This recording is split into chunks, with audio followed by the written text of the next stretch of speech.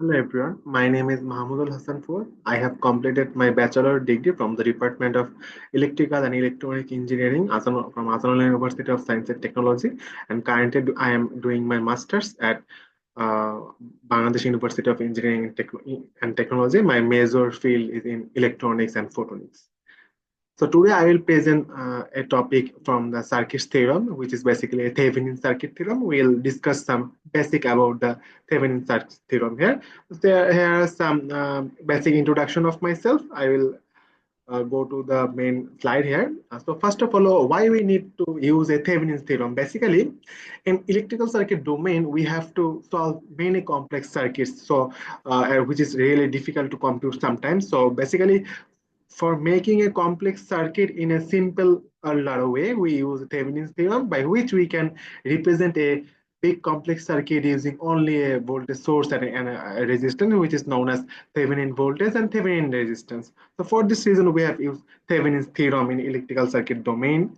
So how to solve this Thevenin theorem, or how to apply this Thevenin's theorem in our circuit? So we will discuss this topic. So first of all, what is Thevenin's theorem states?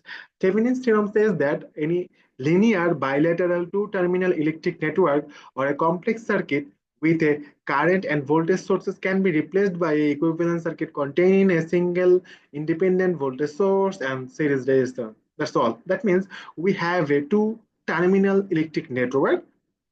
The network must be linear and also bilateral.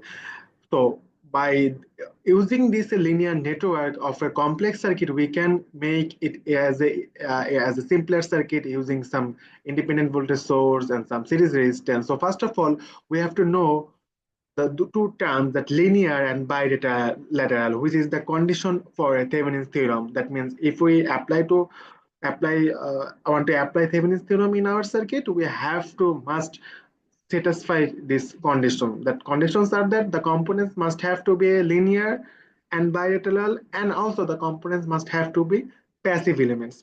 That now, what does mean is linear and bilateral?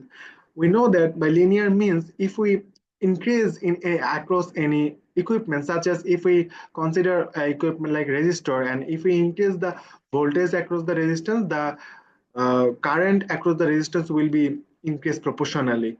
So the linear means in terms of electrical circuit, if we increase the voltage, it will increase the current proportionally. So in sorts of elements like resistor, capacitor, inductors, which characteristics is like that, if we increase the voltage, the current will be increased proportionally.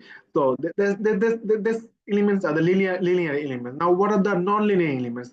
Non-linear elements are like that. If we increase the voltage, but there will be no change in currents, or the changing in the current will be not proportional.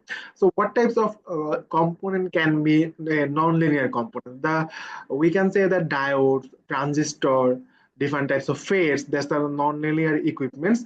So if we increase the voltage across those equipment, the current will be not increased proportionally. So these elements are non-linear elements. So in for applying a Thevenin's theorem, we must have to, the circuit elements must have to be linear. And another condition is bilateral. What does mean is by bilateral?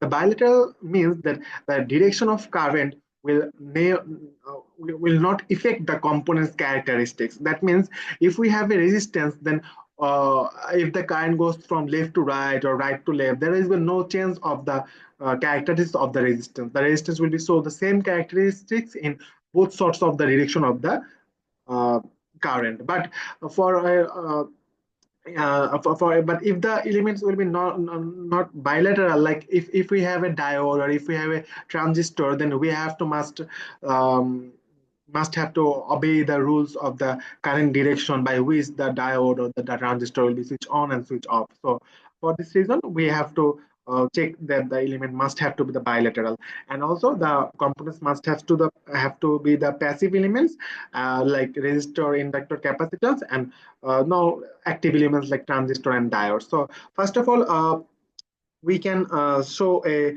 circuit like that. There are two linear two terminal circuit, and here A and B is connected with our load, by which this circuit we can convert it in Thevenin's theorem by using an independent voltage source with a series resistance, and the load will be remain same. Here, a complex linear two-terminal circuit is converted in a simply with a voltage source and a series resistance. Now there are some condition that how can we convert this original two linear terminal circuit in a Thevenin equivalent circuit. There are some steps for converting those. So the steps will be like that. Uh, First of all, for Thevenin solving a Thevenin equivalent circuit, temporarily we have to remove the resistor which across we want to measure the current, voltage, of the power. So first of all, we have to remove the load resistor temporarily, or the resistor which power or the voltage we want to know. The second step is that if we remove the element like that, the terminal will be open. So we consider that that is the load terminal, and we want to measure something some element according to the load. So for this reason we have removed the load, and by removing the load we have a open circuit voltage or the Thevenin voltage. Now we have to use in any circuit analysis method like node analysis, mesh analysis, superposition, source transformation, by any source of circuit method, we have to solve this equation, and we have to find the Thevenin voltage or the open circuit voltage here. That means we can get the Thevenin voltage from these steps two, which results as these types of Thevenin voltages here. Now we have to measure the Thevenin resistance. If we can measure the Thevenin resistance, the circuit will be solved easily. How can we measure the Thevenin resistance? For measuring the Thevenin resistance, there are some cases like that. If we know that there are two types of sources available in our electrical circuit, like dependent source and independent source. So if the network has no dependent source, like if we consider like that, the case one is one that if there is no dependent sources available. So if there is no dependent sources available, then we have to turn off or deactivate all the independent sources. What does mean by the deactivate of the independent sources? That means if we have a voltage source, we have to short this source, and if we have a current source, we have to open this source. So by which we can deactivate these dependent sources.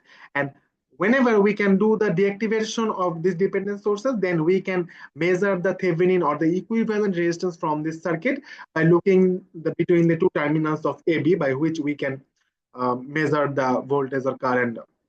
So by this procedure, we can easily measure the Thevenin resistance here. So easily we can get the Thevenin voltage, Thevenin resistance, that circle will be solved. But the problem is that if there is a dependent source available, then how can we solve this problem? So for this reason, or for this problem, we can solve by case two. It's like that: if the network has both independent and dependent sources, that means we have dependent source as well as we have independent sources. So in this case two, we have two approaches by which we can solve this problem. The first approach is that first of all we have to know the Thevenin voltage or open circuit voltage, so which is we have find from our step two. And second, we have to short the terminal, or we have to short this open terminal. If we short this open terminal, we will get the short circuit current, and we know that the resistance is equal to voltage divided by current. So by which we can measure the R Thevenin is equal to V open circuit divided by I short circuit current. That is approach one.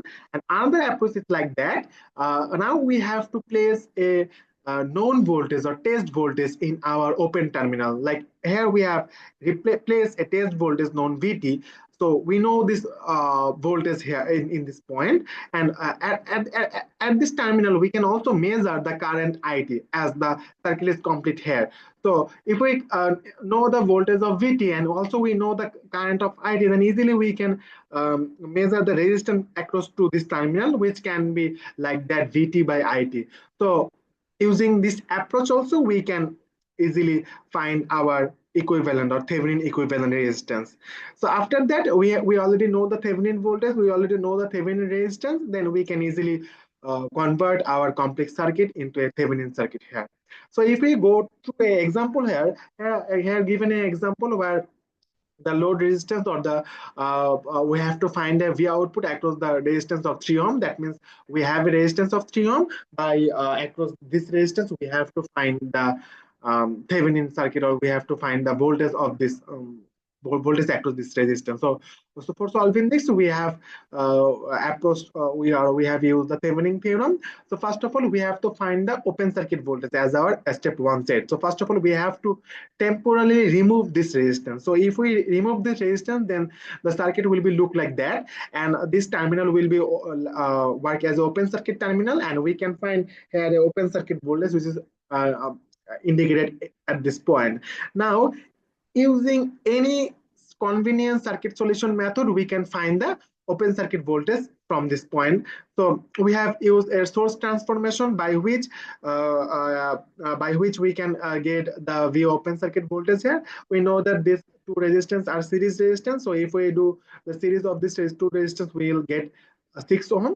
So yeah, we have get here 6 ohm, and the 6 ohm and the if we do the source transformation, and we have done the source transformation between this current source and in this at this resistance, then we can get 6 into 6 36 volt, and this terminal is positive and this terminal is negative. So this is a positive, this is a negative, and the resistance will be series, and by which we can easily convert